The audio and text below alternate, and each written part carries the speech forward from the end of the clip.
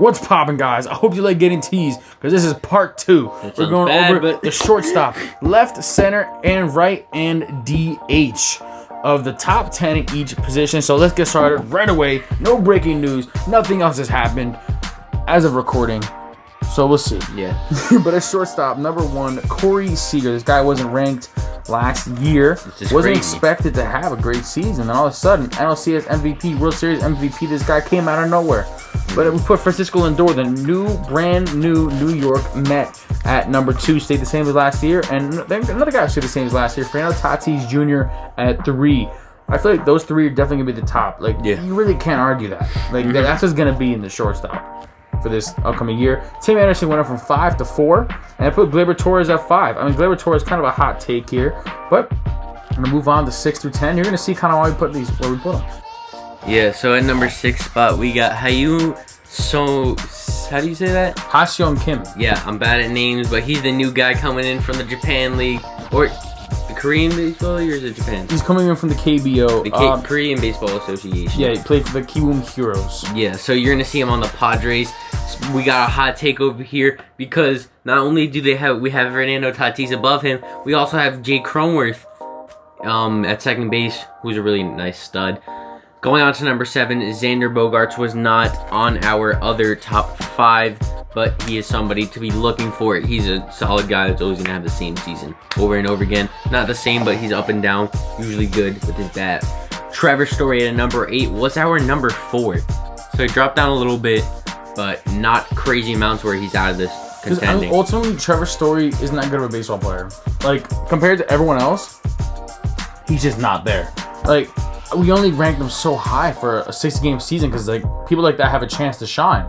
But, you know, guys like that, you're just not going to see him go that high. You got to put an 8. At the number 9 spot, Bo Bichette had an insane last season. Did really good.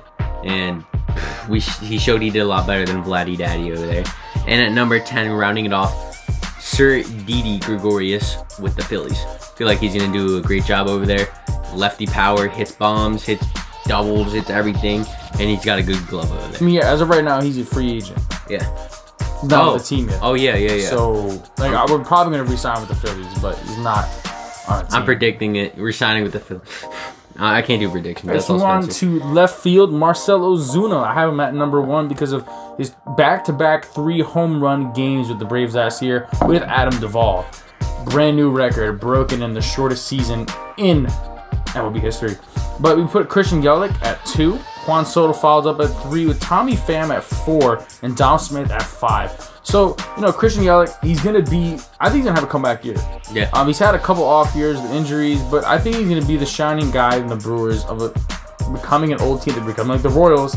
Not a good look, especially as the starting center fielder, what played for the Royals, Lorenzo Cain. Not looking good. But, you know, they got Colton Wong, Keston Hiura, 2 younger guys that can help out Yelich as far as getting on base. He can round him out. But, you know, Juan Soto's a power hitter. You got to put him at 3. You had him at 5 last year. He's going to show that he's the next Bryce Harper of the Nationals team. Hopefully he doesn't leave for Philly as well. Tommy Pham, another great hitter. Veteran presence moving from the Rays to the Padres after 2019. And Dom Smith, I mean, guys, he just outperformed literally almost every outfielder in 2020. I know it was a shortened season, but Jesus, did that come out of nowhere? He changed his number changed his number to number 2. All of a sudden, this dude's hot shit. At the number 6 spot, we got Eloy Jimenez, that big giant. And then at the number 7 spot, Alex Dickerson, a nice left fielder, will be able to do that job. In number 8 spot, Clint Frazier. He had a breakout season last year. I mean, his shoot game was fire, and so was his bat. At the number 9 spot, Lourdes Gurriel Jr. Yeah. Dude, it's hard to read Spencer's writing, all I'm saying. Lourdes Gurriel Jr., though, he wasn't on our last top 5, but he should have been. He's a really good bat. Well, I wouldn't say he should have been on the top 5 last year. You don't think so? No. I mean, maybe. He wasn't. No. He's not that good. I mean, he's good enough to make top 10, but he's not top 5. Not any year in his career. Wow. You heard that, Houston fans. Spencer's coming for your neck. Houston. You mean Blue Jays. Blue Jays. I messed up names. Well, they're both bad, but I mean... Woo!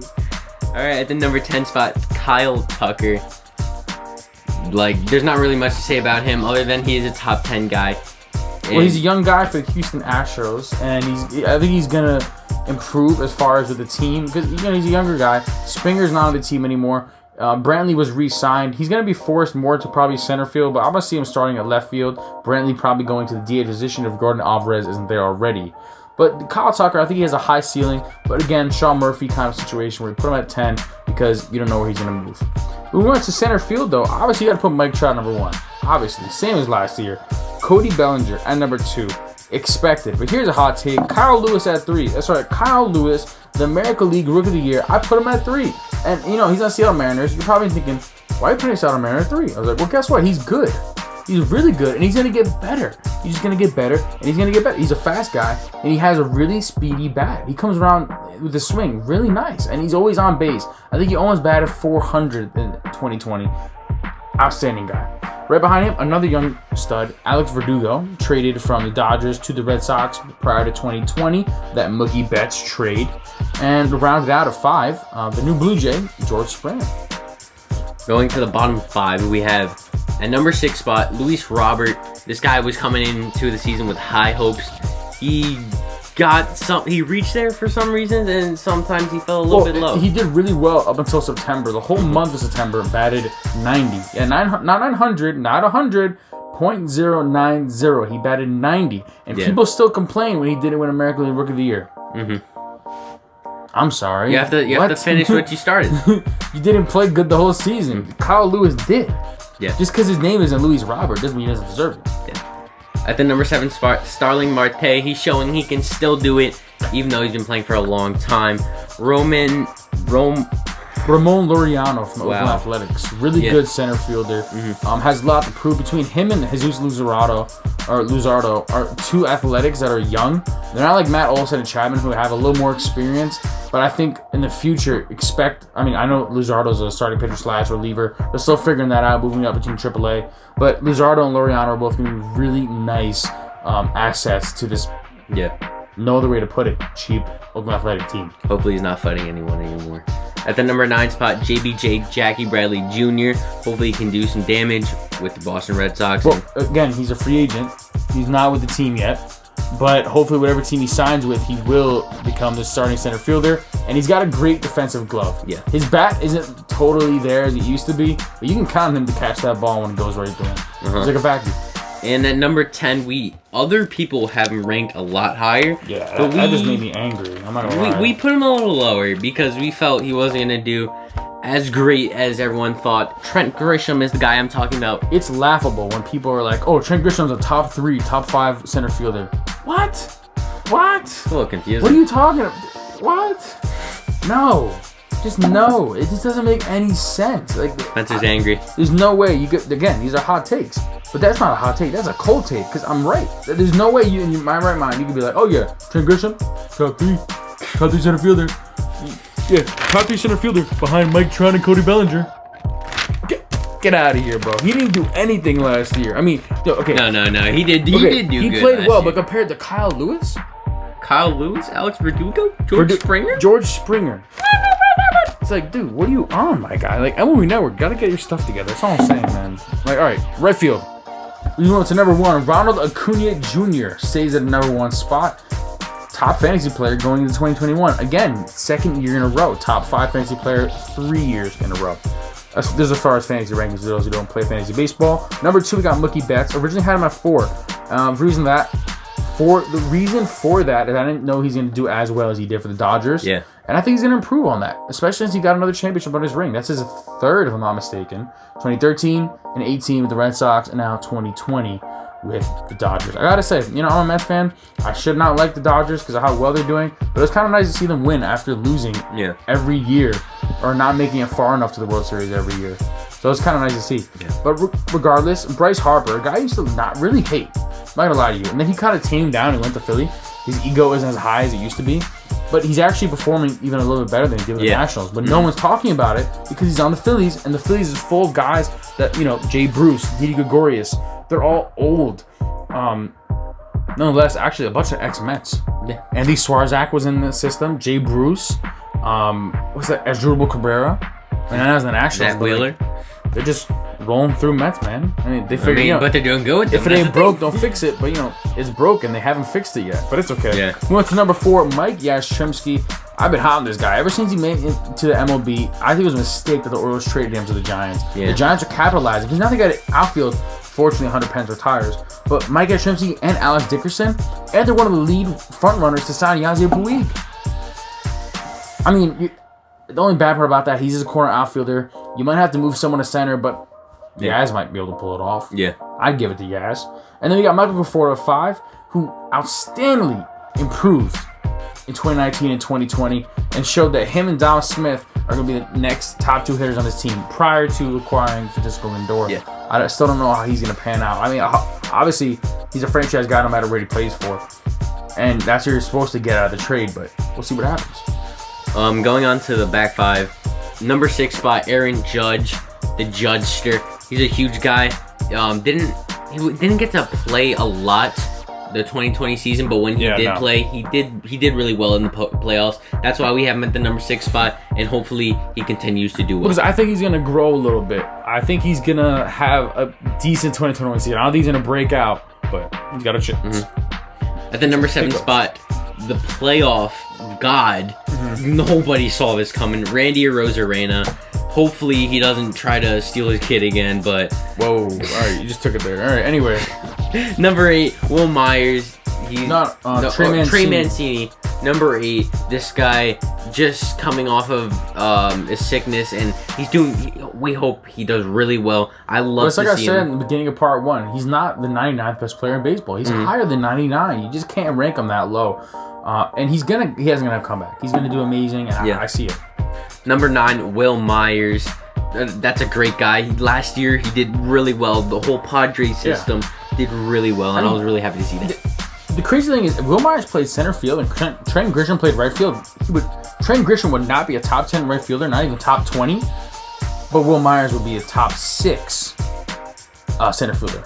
Because if you look at it, center field isn't as deep as right field is. You got Mike Trout, Belly, Kyle Lewis, Verdugo, Springer, then it's like Robert, Starling Marte, Ramon. Then you're starting to go to guys that are on the team but aren't as important as someone like Judge, Randy Arozarena, Will Myers, Conforto, Yastrzemski. But let's end it off with number 10. Number 10, Nick Castellanos. This guy, he showed his 2019 and 2020. He showed, hey, I'm a force to be reckoned with. And hopefully he continues to be a force to be reckoned with and maybe brings it up a little bit higher. Yeah, he wasn't really good at the Tigers at all. He was projected to be really nice. I think he came up in 2013, 2014, 2012. Any one of those 3 years. Don't quote me on that. I know he came up. He's supposed to be really good. Did well for half a season. Then he kind of fell off after that. And then the Reds, they caught it, down in the rough, right? Yeah. They were able to shave him out like a dinosaur, and this fossil's ready to move. Except he's not that old. I think he's only like 26, 28. Yeah. Around that age. Yeah, around there. Because he came up a little early. They seasoned him too quick. That's the problem with Detroit. They season their players a little too quickly because they're trying to rush them out and be the next Cabrera. I hope they don't do that to Spencer Torkelson. Yeah, that's what I was going to say. Because, number 1 overall pick, you don't really want to rush him. I mean, the Orioles are doing a good job of reaching him, slowly bringing him up, moving him through the paces. I'm sure Mancini took him 3 years, and he's still an outstanding player. So at least 3 years in the minor league system, especially out of college. Yeah. Oh. But DH, the very last position that we're going to go over, the top 10. A lot of podcasts don't do this. MLB Network, I don't even know if they did this. No, I don't think they did. If they did, though, we're going to look like garbage. But it's okay. So, top 10 DH. Number 1, Jordan Alvarez. Yeah, he was number 4 last year. He really proved himself in 2020, showing that between all the different things that are happening in Houston, he's still going to prove that he is a slugger and he's young. He's young. That's a very key point. Not a lot of DHs are young. So it's either alarming, or in a good way or a bad way. In the good way, you think about it, he's got a really good career as a DH. And you're like, wait, career as a DH? Usually those are like first basemen, catchers, old corner outfielders, old center fielders move to right field and all of a sudden they can't play, so they're DH. Yeah. So it's a little alarming. His defense might not be there. So you can't really put Michael Brantley, the guy who probably should be DH, at DH all the time. But nonetheless, he's still really good at hitting, so you have to put him number 1. But number 2, dude, he's going to be DH every time he plays. Yeah. And we know he's going to be top 3 every time he plays. That's Nelson Cruz. He's 40 years old at this point. Moved up from the 3 spot. Re-signed with the Twins after universal DH has been declined by the Players Union. And number 3, we got JD Martinez, moved down to the 2nd spot. Did not perform in 2020.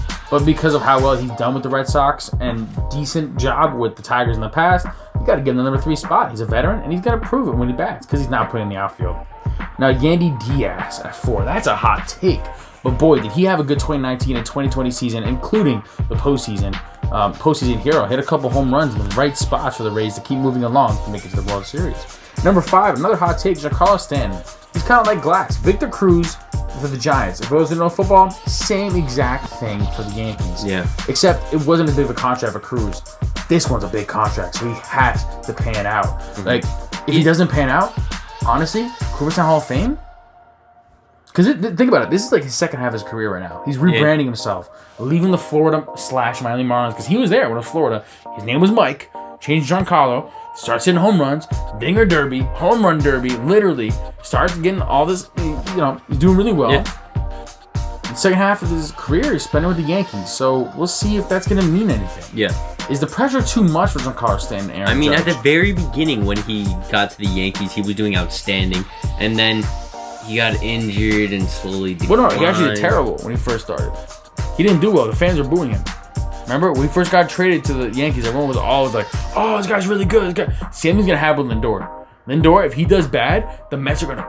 It's terrible. I hate the New York culture of booing people because it's so sad to see that a guy comes to your team. He's showing up. He's a franchise player no matter what team he plays for. He doesn't perform well. All of a sudden, it's like, boo, go home. You suck. Oh, I'm better than you, and I can't even play. It's like, you're not doing well because you're booing them. I guarantee, because it's a high culture no matter what New York team, whatever sport. You're coming in, you're expected to be the next Eli Manning, the next Derek Jeter, Carmelo Anthony, prior to being Hoodie Mello. But you're expecting them to be this next big franchise guy for the team, and it sucks to see when someone comes in and they have a shot at doing that, and they just boo them. Yeah. So you get lucky. You get lucky with guys like Derek Jeter, David Wright, that they come up and they're just always good. Mm-hmm. Until David Wright got injured, but that's another story for another day. Heading to the back 5 of the DH, gonna be going to the last 5 guys that we're gonna be talking about today. Number 6, Franmil Reyes has our last name. I mean, the guy, he's one of those guys that he'll be your 4-5. He's a good Cleveland Indians player. I can't put him on 4-5 yet. I mean, no, like a 4-5 position in your lineup. That's what I was saying. Yeah, I mean, I don't know yet. I mean, because it depends. Because I don't think the Indians roster's that depleted yet, but it will be depleted. And when it starts depleting more and more, he will be he's gonna be number 3 or 4. Right now, I think he's 6-7. To be honest with you. But it's interesting to see that, again, another young guy like Jordan Alvarez, but he can actually field. Yeah. He's shown that. So the reason why we put him on DH is because he might not be playing DH as much as someone like Jordan Alvarez because he can't field as well, but we're putting him there because we know he's going to hit really well, but he's not good enough to be top 10 for his position in the outfield. So we know he's going to hit well, so we're like, well, he is going to play DH because he's in American League, so we'll put him at that spot. Number 7, Ji-Man Choi did really well with the Tampa Bay. He showed that he could help out I keep on saying the Tampa Bay. He can help out the Rays and give him a little push. He had some key clutch hits in the postseason and the regular season. I mean, I'd say this would be another hot take only because, we got 2 Rays in the roster, or 2 Rays in the same position as DH. Same thing we did with the Kim and Tatis for shortstop for the Padres. And the reason for that, like we said, Yandy Diaz and Ji-Man Choi, they're not going to be stuck on DH. They'll both be playing DH. I also saw that Tsutsugo's going to be playing DH too, so you have no idea what's going to be happening on that roster. It's going to be exciting to see. I mean, maybe not as exciting as Padres because they traded good guys to the Padres, but Rays are a team that you might want to watch and see what was this guy thinking when he started letting go of these pitchers. Like, you let go of Charlie Morton and Blake Snell in the same season and brought back a pitcher that was injured for all of 2020? Yeah. Questioning moves, but this guy, he spent the GM, the whole story behind it, the underdogs, these Rays, although they lost, they accomplished a lot by making it that far. Oh, yeah. And they barely spent money. The whole team's salary was less than that 1 year salary of Clayton Kershaw and Mookie Betts. That was prorated salary. That was not a 2020 salary. Yeah. That was of the 60 games that were played. Mm-hmm. That's insane. At the number 8 spot, Rowdy Tellez. This is a kind of a hot take, not super duper hot take, but a hot take as well. He's gonna be a really nice hitter for the Blue yeah. Jays. I mean, I don't know if he's gonna find a spot as easily now because they're starting to become a more marketable team. Yeah. They're bringing in like pretty big, heavy market guys. But as long as I think he proved himself the past couple of years within the minor leagues and bouncing up and down. That I think he's got a shot at being the top DH on the team if he can't play first base. Mm-hmm. At the number 9 spot, we had him at number 1 last year. Skyrocketed down. We but bought into the hype. I'm not gonna lie. Shohei Ohtani. Yeah. Hasn't pitched much. When he did pretty well. They shut him down in 2020 for pitching. He was only a DH, and for that reason, like, I mean, obviously he's gonna be focusing a lot more on hitting. So I think he's gonna be top 10 for that reason. Only that, but also like we can't put him top 5 because he hasn't shown that he's a top 5 hitter just yet. I think his first season, what, 2018? I'm thinking around 2018. That was probably his best hitting year. Yeah. Out of the 3, there's 18, 19, 20. But, you know, put him top 10, but can't put him that high. You can't expect him to be as amazing. Yeah. And at the number 10 spot, rounding it off, Spencer's favorite, 247.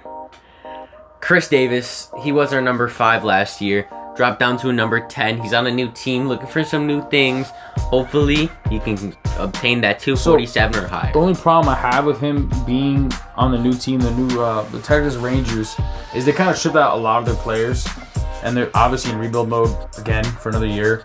But it just, I think he was shining really, really well with the Oakland Athletics. He's a veteran presence of the team. When they make a playoff push, you know he's going to come up, he's going to swing, and he's going to hit a home run. It's just like Eric Thames. Even when you're playing a video game, like those are the guys you put on your bench when you're rebuilding a team because you know they're going to come up off the bench and they're going to be a power hitter. And you want that extra base hit, although they may not get to that third base. Yeah. But on the Texas Rangers, I don't know. It's weird. Yeah, it's a little weird. It's weird. I think he's going to do well still. It's not going to change anything, but Joey Gallo is playing less and less of the outfield. Chris Davis has been playing less and less of the outfield. And so it's kind of a questioning trade for the Texas Rangers. Like, you just traded for 2 guys to go play DH, but you're kind of pushing both those guys to play DH. And it's not the same situation as the Rays, where G-Man Choi can still play. Yandy Diaz are still playing in the field. There's no problems with their ability in the field. And Tsutsugo, there's no problem with that. They're just rotating in and out to get an extra guy in the lineup. With the problem with Chris Davis and Joey Gallo, you're not getting an extra guy in the lineup at that point. You're just trying to demobilize one of them. And that's, I don't know, you're going to demobilize Chris Davis at the end of his career or Joey Gallo where he's getting to that point. He's almost 30. Yeah. I don't know. It's crazy. But yeah, so we took a lot of hot takes, some cold takes, little medium takes in there too. Medium takes. Hot, cold, medium. Something about the 3 bears. There's some story about that. I forgot what it's called. Goldilocks. Goldilocks takes, hot takes, and cold takes. Because we want to make sure you have the top 10 position from your go-to source, the Dallas Rays podcast. Thank you so much for tuning in to part 2 of episode 6 of season 3. Wow, it's a mouthful of our podcast. And we'll have a lot more information coming sooner and sooner as we'll be covering spring training and season 4 will be coming very soon in the beginning of April. Yeah, I'm very excited. Hope you guys are. See ya.